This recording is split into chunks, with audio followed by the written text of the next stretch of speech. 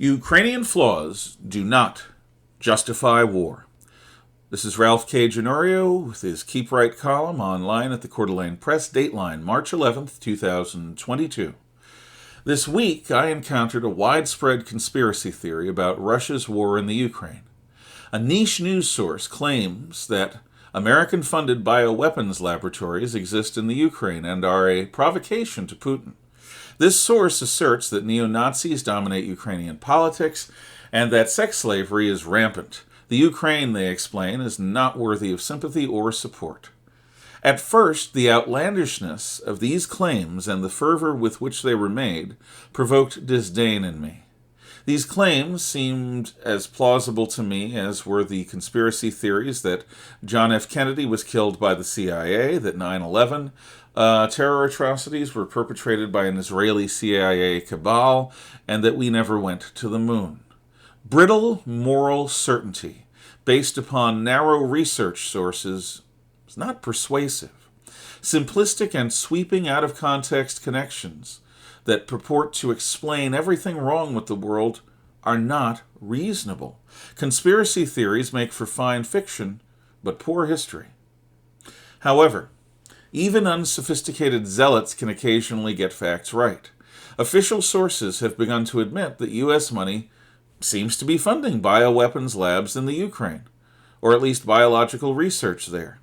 Further, as at Chernobyl, combat operations might cause an uncontrolled release that would bring catastrophe.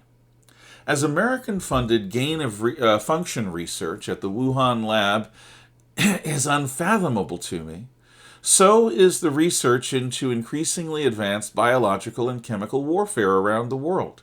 Even I, a dyed-in-the-wool cold warrior, can see absolutely no benefit to mankind in developing ever more lethal diseases and weaponized chemicals. Aren't hydrogen bombs enough for anyone's doomsday?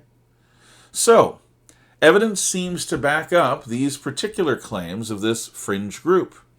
Added to the fact that there are indeed both neo-Nazis and child sex traffickers in the Ukraine, the existence of such labs seems to these believers to justify Putin's actions. This contention is nothing less than suicidal.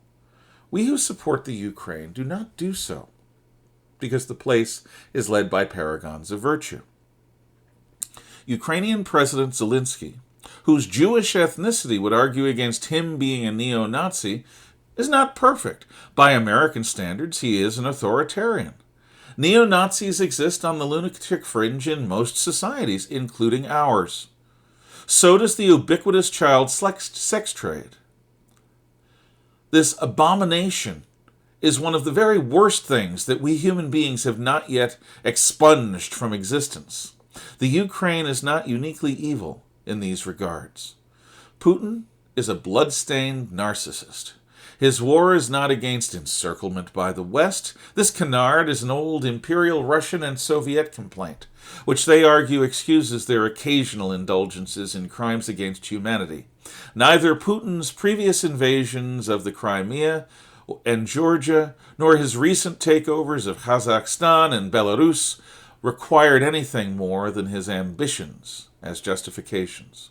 The Ukraine must be supported despite its flaws. If it is allowed to fail, Putin's aggression will have profited him. More will follow. And the butchers who rule from Beijing will see nothing standing in their way as they contemplate invading Taiwan soon.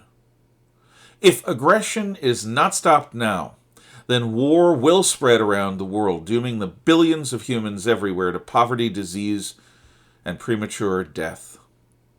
This we can yet avert, if only we are willing to protect a flawed victim from a rapacious conqueror.